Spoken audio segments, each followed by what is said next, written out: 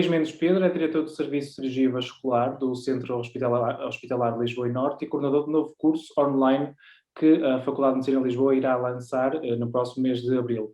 Tem como objetivo investir na qualidade de excelência, na formação pós-graduada, abrindo um leque de uma vasta, moderna e atrativa oferta formativa digital no Centro Tecnológico Reinaldo dos Santos. É um curso que também irá tratar de liderança, e quando falamos de liderança, isto aqui foi o conceito que fui lendo na internet, que podemos dizer que é a arte de motivar um grupo de pessoas a atuar na busca de um objetivo comum ou até mesmo pessoal. E também quem lidera, os líderes neste caso, são aqueles que compartilham objetivos e padrões similares a serem respeitados, mas é comum que cada líder tenha o seu próprio estilo e estratégia. Além disso, estilos de liderança e métodos variam por causa das influências externas e desafios pessoais. Neste caso, professor, começo por perguntar se concorda com esta definição, se tem alguma definição daquilo que é de liderança, ou ser líder, como é que rege o seu dia-a-dia? Bem, em primeiro lugar, muito obrigado pela oportunidade. Eu penso que liderança é exatamente aquilo que disse, aquilo que leu, é a definição de liderança e atualmente é um conceito muito estudado e muito divulgado, porque procura-se no contexto das equipes conseguir melhores resultados com melhores lideranças.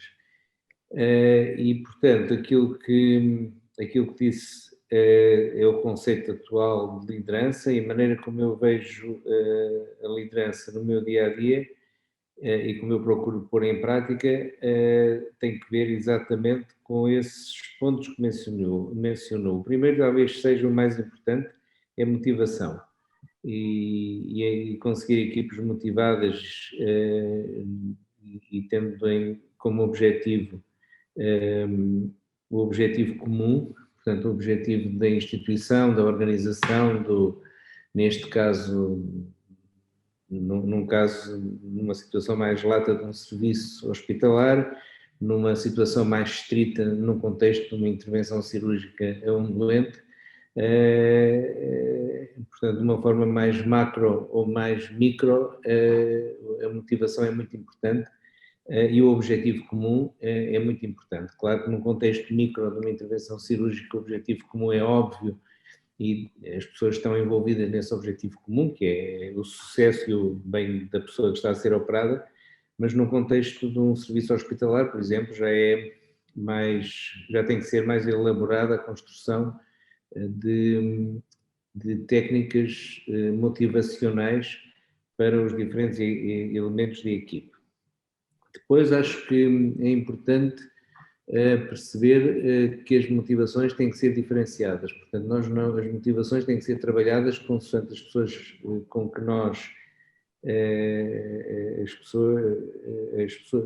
as várias pessoas com as quais nós temos que lidar e temos que ter a percepção de que esta motivação muitas vezes é diferenciada e, portanto, nós temos que estar conscientes deste aspecto e temos que estar conscientes de que temos que utilizar estratégias diferentes para pessoas em vários níveis profissionais, com várias personalidades, com vários lugares na organização e, portanto, temos que estar conscientes deste aspecto.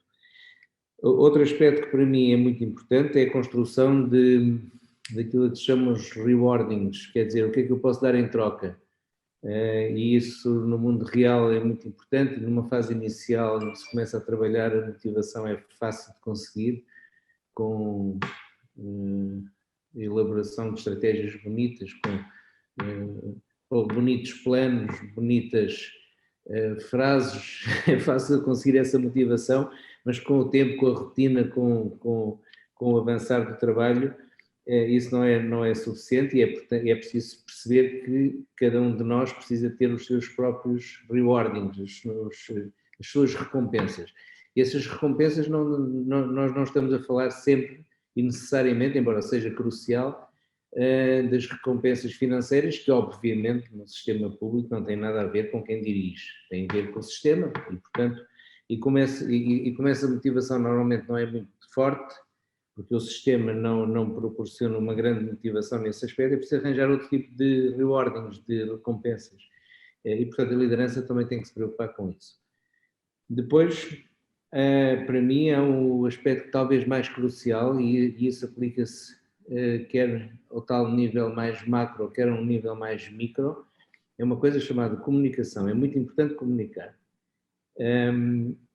E, por exemplo, nós vamos, uma das tarefas que vamos tentar desenvolver neste curso tem que ver com a comunicação no contexto da sala de operações, do bloco operatório, em que é absolutamente crucial a comunicação. O cirurgião tem que estar sempre ligado ao anestesista, o anestesista tem que estar sempre ligado à equipe cirúrgica, nós temos que estar sempre ligados com os outros elementos da equipe, porque as equipes nos blocos operatórios são cada vez mais alargadas, cada vez mais envolvem vários profissionais, cada vez mais são multidisciplinares e, portanto, a comunicação é essencial. E, finalmente, para acabar, eu acho que os líderes, e isso também é muito falado nos cursos de liderança, os líderes têm que ter, em primeiro lugar, um bom conhecimento de si próprios.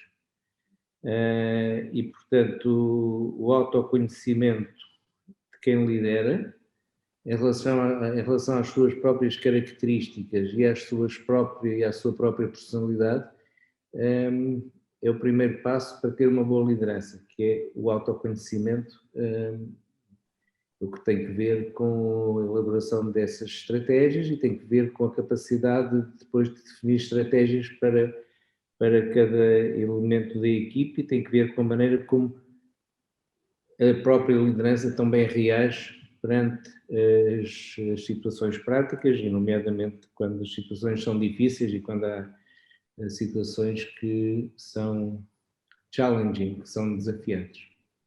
Neste caso, eu já disse que é diretor do Serviço de Cirurgia do Centro Hospitalar de Lisboa e Norte. Cirurgia vascular. Cirurgia vascular, é isso que eu ia dizer, e atrapalhei-me aqui com o nome do hospital. Como é que é ser líder no seu dia-a-dia? Como é que enfrenta os desafios? Ou seja, demora muito a apertar no gatilho, a tomar uma decisão, ou é rápido? Não, eu acho que as decisões há de tudo. Eu acho que não se consegue generalizar. Nós deparamos. Eu trabalho num hospital que é um hospital que para muitos doentes da minha área de especialidade funciona como a última linha. E, portanto, aliás, esse é um problema, na verdade, porque nós temos que tratar todo o nível de doentes, ou seja, nós funcionamos como um hospital que trata a patologia dita normal, que é se calhar 90% da nossa atividade, e temos que dar resposta a esses doentes, mas nós também depois somos solicitados a tratar aqueles casos muito complexos e nós recebemos, na verdade, doentes com patologia vascular complexa, eu diria de todo o país. O que é normal e que eu acho que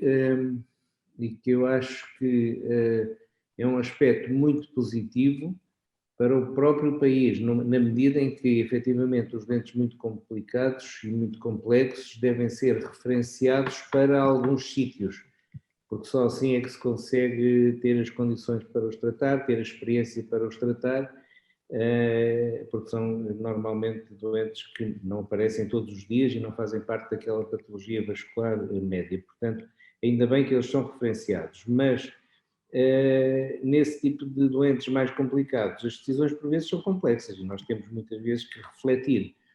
E, portanto, a decisão imediata às vezes é fácil, às vezes é óbvia, outras vezes não.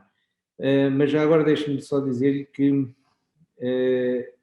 a vida cirúrgica, a vida do cirurgião, tem esta característica que eu pessoalmente sinto muito, que é quando nós temos um caso um pouco desafiante, nós vamos pensando no caso, vamos pensando muito no caso, e às vezes a solução, a melhor solução só aparece uns dias depois de nós pensarmos muito na situação, porque às vezes há várias opções e a tomada de decisão sobre qual é a melhor opção à partida, porque obviamente nenhum de nós conhece o futuro em avanço. Basicamente tem que andar 24 horas a... Pois, não vamos também tornar isto muito romântico, no sentido de não vou pensar em mais nada e passas... Não, também não é isso. Mas, na verdade, vai-se pensando na situação e a decisão é uma decisão, às vezes, mais lenta e que vai surgindo depois de ponderar os vários aspectos. E eu, por acaso, sinto isso em alguns doentes mais complicados, às vezes a solução melhor aparece depois mais devagar. Portanto, não é uma coisa mais imediata e mais... Outras vezes é, quer dizer, depende das situações. Mas neste caso, consegue por vezes distinguir da vida profissional e da vida pessoal, ou seja, consegue separar isto ou sente dificuldade? Geralmente não é muito fácil separar as coisas e sobretudo quando as dificuldades profissionais alteram o humor. Outra característica muito própria dos cirurgiões, e eu acredito, eu não quero de forma nenhuma ter o monopólio de nada, mas quer dizer, eu falo do que eu sei, do que eu sinto e do que eu vejo. E de facto a vida cirúrgica tem muito que ver com este aspecto da preocupação com os doentes quando eles não estão bem. Claro. Porque nós funcionamos em equipe, claro, mas na verdade quem tem o doente, quem propõe a operação àquele doente, quem fala com ele, quem olha nos olhos, quem explica o que é para fazer, quem explica os riscos e os benefícios, passa a ter um ónus muito grande sobre o outcome daquele doente, daquela operação, sobre as consequências e as potenciais complicações. E as coisas nem sempre estão bem, não é? Às vezes as coisas não correm bem e os doentes não estão bem, e isso eu percebo que isso também acontece com os meus colegas. Isso cria-nos um peso durante aquele tempo em que nós estamos a lidar com a situação, cria-nos um peso que não é fácil de tirar e que não é fácil de ignorar, e portanto isso altera o humor também no contexto da vida pessoal, muitas vezes. Portanto, não é de outra maneira, é exatamente assim. Por outro lado, quando as coisas correm bem e às vezes situações complexas e fica tudo muito bem e os doentes ficam bem, esse é o grande rewarding, é a satisfação de que nós conseguimos superar aquela situação complexa e dar àquele doente uma perspectiva que era a perspectiva que nós queríamos dar desde o início. Portanto, o maior rewarding é esse, a maior recompensa é essa, na verdade. Falava há pouco da organização do bloco operatório, neste caso, as várias funções. Como é que é liderar dentro de um bloco operatório? Ou seja, há uma responsabilidade acrescida, sendo que há um peso maior por estar dentro de um bloco operatório, porque neste caso uma operação é sempre um risco, ou digamos tem alguma responsabilidade perante a vida do doente, pode correr bem ou não. Está tudo bem delineado lá dentro, ou seja, as pessoas têm na sua cabeça quem é que lidera e quem tem que fazer o quê? Olha, de uma forma geral, eu vou-lhe dizer que sim. Embora no mundo real nós tenhamos sempre a consciência de que há muito para melhorar. Portanto, evidentemente que, de uma forma geral, cada um sabe o seu papel. A questão da liderança, do ponto de vista autocrático, nem sequer é disso que se trata. E, portanto, de uma forma geral, é claro quem é que tem o papel de tomar as decisões que tem que tomar. E não é o cirurgião que tem que tomar as decisões todas de forma nenhuma. O anestesista tem muitas decisões importantes a tomar e daí o ser muito importante a comunicação constante, porque cada um está focado na sua área de atuação. Agora, mais nos sítios que noutros, mas nós temos sempre a percepção de que podemos melhorar em muitos aspectos, e este curso vem um bocado nesta linha de tentar consciencializar as equipes e as pessoas para estes aspectos de liderança e para estes aspectos que podem ser melhorados no contexto desta organização. Vamos estava agora a falar do curso, podemos agora centrar um bocadinho nisso e também, digamos, aproveitar aqui esta ponte naquilo que é preciso melhorar. O que é que consiste este curso? Olha, eu vou-lhe sistematizar um bocadinho a maneira como eu vejo os componentes de um contexto cirúrgico na atualidade. A primeira parte, muito importante, é uma parte que é pré-bloco operatório, que é a parte clínica, é a parte do diagnóstico, é a parte de conhecer bem a doença no contexto daquele doente em particular que nós vamos tratar, é a comunicação com o doente, é a discussão dos riscos e dos benefícios, da razão pela qual aquela pessoa tem que se fazer aquela operação. O que é que pode acontecer, é muito importante, sobretudo em situações complexas, as pessoas estarem conscientes do que é que pode acontecer e darem a sua autorização, que também é uma situação muito atual, consentimento informado, e portanto esta parte clínica e esta parte precede a entrada no bloco operatório. Depois, dentro do bloco operatório, há uma parte que é óbvia, que tem que ver com a parte técnica. Portanto, a componente técnica das intervenções. Eu tenho que saber fazer a intervenção, eu tenho que ter capacidade técnica para fazer aquela intervenção. E portanto, isso é óbvio e é inerente. Só que o problema é que só isso não basta. Há uma série de outros componentes igualmente importantes no resultado final e que vão para além da capacidade técnica da equipe cirúrgica de realizar o procedimento ou da equipe anestésica de conseguir uma anestesia e uma estabilidade adequada do doente durante aquele procedimento. Só que há outras coisas, que é aquilo que de uma forma geral se chama os skills não técnicos, portanto non-technical skills em inglês. E o que é que isso implica? Implica situações como o trabalhar em equipe. O trabalho em equipe parece um conceito de lá para Alice, ok, nós temos que trabalhar bem em equipe. Mas isso não é assim completamente fácil, porque é preciso saber e cada pessoa estar consciente do seu lugar naquela equipe, cada pessoa estar consciente, na verdade, de quem liderar a equipe e de qual é o seu lugar e o que é que tem que fazer e qual é a sua posição e qual é a sua tarefa. Isso é fácil de nós falarmos, mas na prática nem sempre é óbvio para toda a gente. Portanto, há hoje em dia um capítulo chamado Construção de Equipes, chamado Team Building, que por vezes até excede o próprio local de trabalho, neste caso o próprio hospital ou o próprio bloco operatório, e que é relevante para que as pessoas se conheçam, para que se conheçam umas às outras, que se conheçam elas próprias. É sempre a base de tudo, mas poucas pessoas, na verdade, pensam nisso conscientemente e que percebam e que intelectualizem e que seja natural para elas o seu lugar dentro daquela equipe. E depois é preciso também que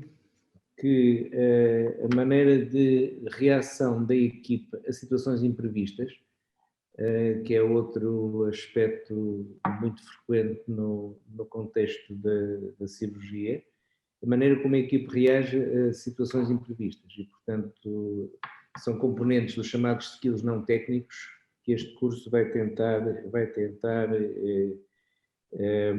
elaborar um pouco. Depois, há também uma outra área que tem que ver com aspectos psicológicos no contexto das equipes e, portanto, no contexto, neste caso, das equipes cirúrgicas.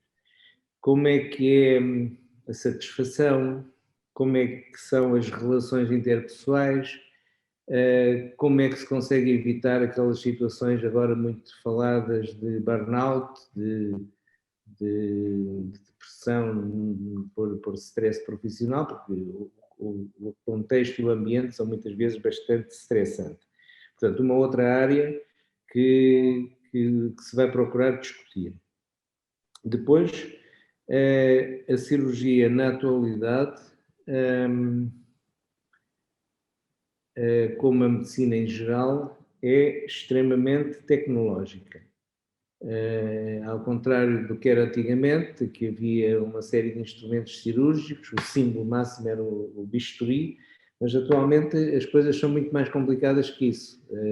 Há muita tecnologia envolvida, há muita cirurgia mini-invasiva que tem, um conjunto técnico completamente diferente para se conseguir fazer intervenções de forma mini-invasiva. Imagino que, por exemplo, um cirurgião geral que faz uma colecistectomia por via laparoscópica, ou seja, através dos céus furinhos, em vez de fazer uma incisão e abrir o abdômen do doente, há uma série de instrumentos técnicos, desde câmaras até instrumentos que permitem fazer a intervenção por um furinho.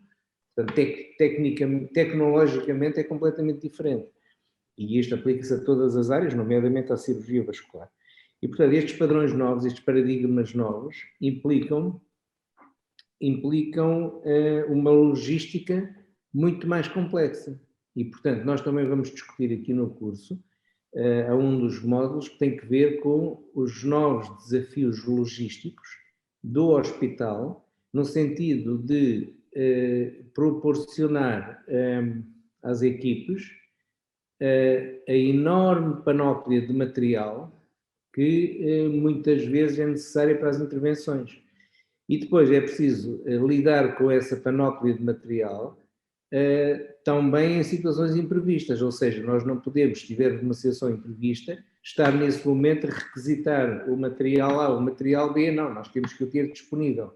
E, portanto, isto põe questões logísticas, novos desafios logísticos aos hospitais, novos desafios, por exemplo, aos serviços de compras do ponto de vista até legal para adquirirem material, e depois coisas muito mais simples, mas igualmente importantes, que é onde é que se metem esses materiais no contexto de um bloco operatório, em termos físicos.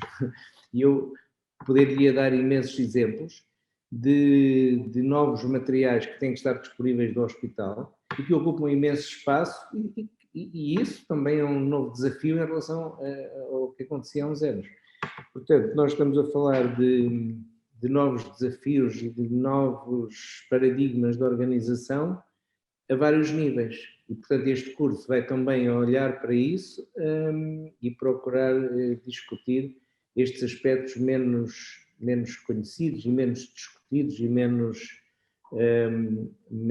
em relação aos quais há menos formação, mas que são muito importantes no contexto atual.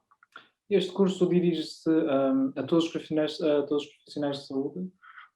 Sim, este curso dirige-se a todos os profissionais de saúde e este curso faz sentido mesmo em profissionais de saúde, mas não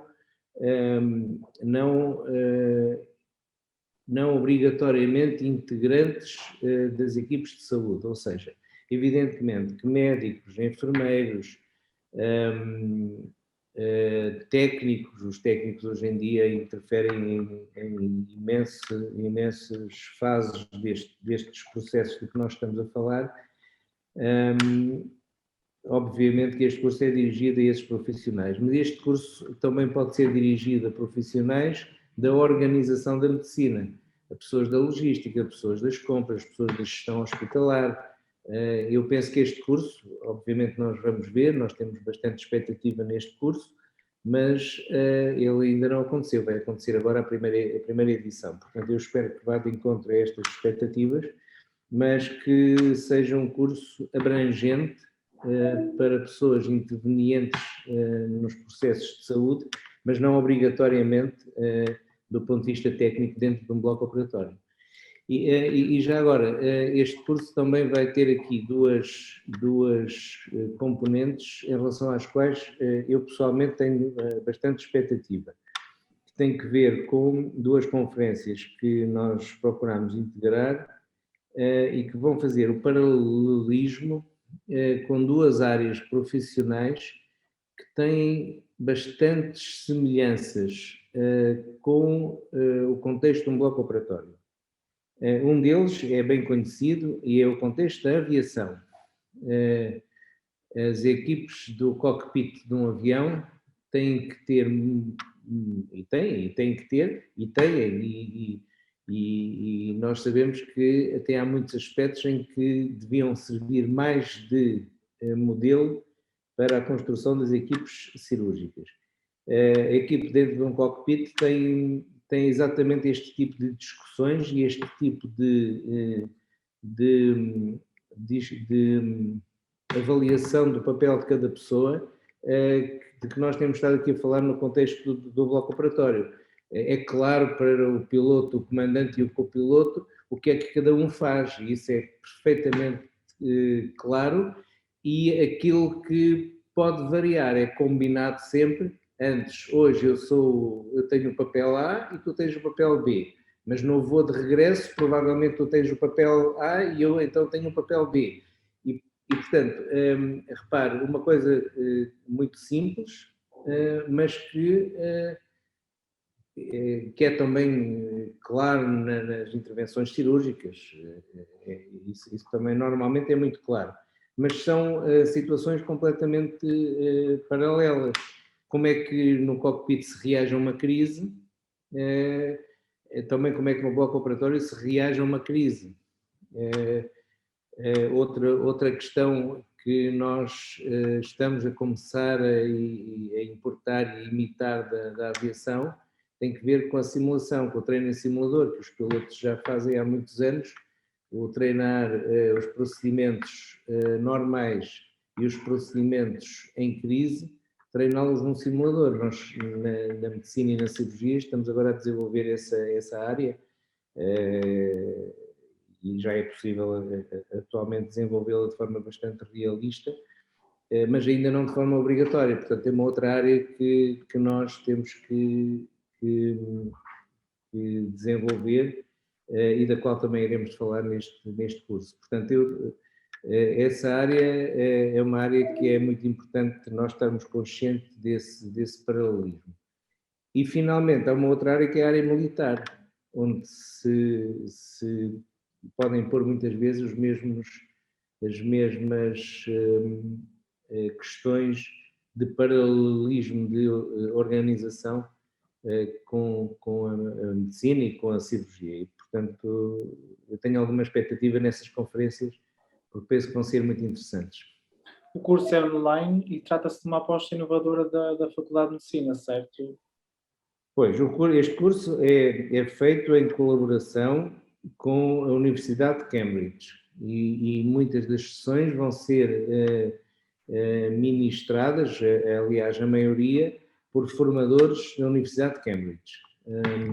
Nós vamos ter alguns módulos lecionados por formadores da nossa instituição, mas vários outros módulos são lecionados por Cambridge. Este ano vai ter que ser um curso online, pelo contexto que nós estamos a viver, mas eu penso que o ideal no futuro era ter, obviamente, algum componente presencial, porque mesmo que alguns módulos fossem por questões logísticas lecionados online, é importante depois ter uma relação presencial com as pessoas que estão a fazer o curso, nomeadamente nas discussões, nas avaliações daquilo que puderam captar do curso para si próprios e, portanto, no futuro nós esperamos que possa ser pelo menos um curso híbrido. Este ano vai ter que ser um curso completamente online. Sim, neste caso estamos a falar também que a pandemia, neste caso, veio impulsionar aqui uma forma de ensino diferente. Acha que esta via veio para ficar? O método de ensino online, na sua opinião, traz mais benefícios ou prejuízos? Essa é uma questão muito complicada. O ensino, eu vou dizer com franqueza a minha impressão deste ano. Eu penso que no ensino há muitos aspectos que o ensino online trouxe de positivo? O ensino online teórico não precisa provavelmente mais de ser no contexto de uma aula teórica do anfiteatro.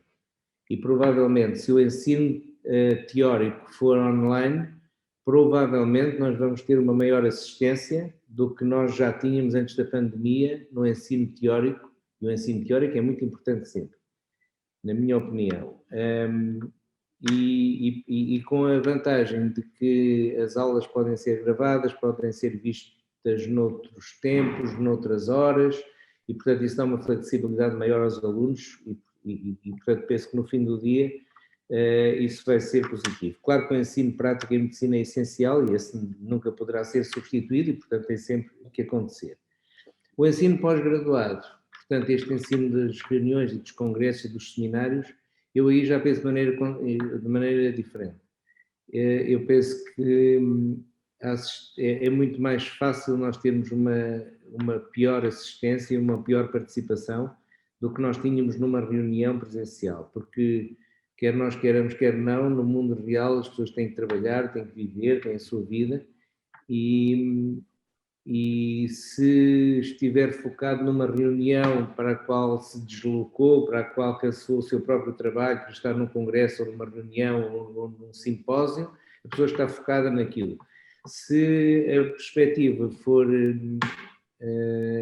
estar das tantas às tantas horas ligado, com mais facilidade a pessoa se liga e não está focada na reunião ou simplesmente passa e é isso que eu tenho visto. Eu acho que com algumas exceções, e há sempre exceções, obviamente também depende da importância dos meetings, mas penso que no ensino pós-graduado e na formação pós-graduada poderá não ser tão eficaz. No pré-graduado acho que há muitas coisas a modificar para o futuro com esta experiência da pandemia. Neste caso aqui já falou também da parceria com a Universidade de Cambridge. Isto acrescenta mais responsabilidade e também alarga horizontes para quem participa no curso? Sim, evidentemente que sim. Claro que sim.